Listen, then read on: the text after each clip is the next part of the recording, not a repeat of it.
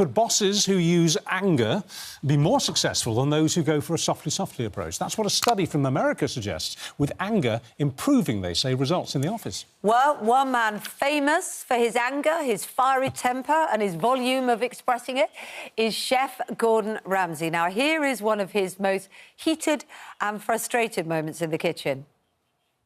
Come on, please, the duck! Foie gras! Yes, chef. Where's the cabbage? Come on, Garrett! Go.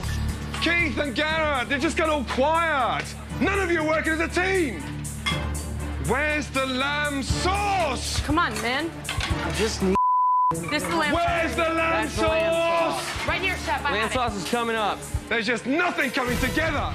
God, when I was working on a newspaper once, I had a news editor just like Gordon Ramsay. And when you put your copy in, you type copy in, because it was typed in those days, he'd throw it back at you like that, in your face, at point-blank range. Did it work for you? Yeah, well, yeah, I guess it did in a way, yeah. Anyway, look, here to talk about it more is Tina Knight, who says sometimes you just have to get angry at work to get something done. But Danny Gray, who disagrees, says he's never raised his voice in the office. What? Has that been as a result of a strenuous effort not to, or you're just not that way inclined? Well, no, look, personally, for me, before I was the boss, people raising their voice to me never worked. It would probably get the worst out of me. Look at that clip that you've just shown. Gordon Ramsay, I think everyone's reaction there was sheer panic, and I think when you're shouting at someone and overpowering, it's not motivating. Mental health is massively impacted by that person, and sometimes when there's an argument or a disagreement, there's always going to be one view. If someone overpowers and shouts, you're never going to hear the other person's view. And then finally, for me, if you take that out of the work environment, if you're on the street and someone was to come up and you have a disagreement, and a man, especially to a woman, starts screaming and shouting in their face because they believe what they're right,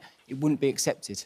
And society's changed now from a bit of an archaic view for me of how it used to be about shouting and get the best out of someone.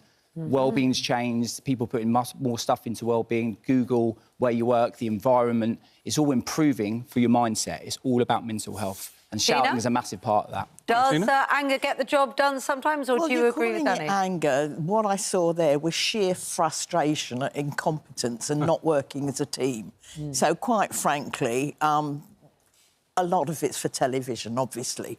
But the best advice I ever had was from a boss when I first was moved up the line to supervise. He said, always praise in public and, you know, chastise in private, which is a really good thing. So you can have a one-to-one and be more fierce. But there are times when you can see everything slowing down and everything coming off the wheel. So you call a group together and you let them have it. So a collective. It's a collective thing, and you say, right, we've got targets to meet, deadlines to meet, you're not working together, this is going wrong, that's going wrong. And quite frankly, if you want to be in a job and have a wage at the end of the week, you've got to shape up and think, and you give them a good talking to, and they go and they think, and they don't like you for a good half an hour, but they pull together and they always come out with 10% more than you thought you were going to get. Do you think bosses need to be popular? I'm just thinking about the David Brent kind of boss who just wants everybody to love him. Yeah, no, that is the worst thing in the world. I actually had a member of staff say, well, I don't actually like you, but I respect you.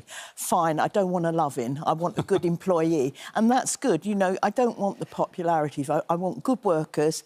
And the thing that they're making it look as if somebody actually gives them a good rollicking, that they're a bad boss. No, they're normally good bosses. Yeah, but respect for me is a bigger word than that, right? So just because I'm shouting and respect are about abilities, their qualities and achievements. There's three things for respect. But can you address those things by showing sometimes an iron fist in a soft glove? Well, in terms of if you're an iron fist and to get your point across and it's all about your capabilities, the person that's respecting you, it's going to be very hard to respect someone who you can't approach, you can't have a conversation with if they're going to overpower you all the time. So respect for me is a massive part in terms of that.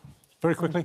Well, they don't overpower you. I mean, the whole point is you take on board what the problem is. Employees think you should listen to them, and so you should, but you've been round the block a few times, and you know that what they're suggesting is good on paper, but you know it doesn't work. Well, I'm not going to shout at you, but we are out of time. And our boss is saying in the nicest way possible, that's it. So thank you very much to both of you.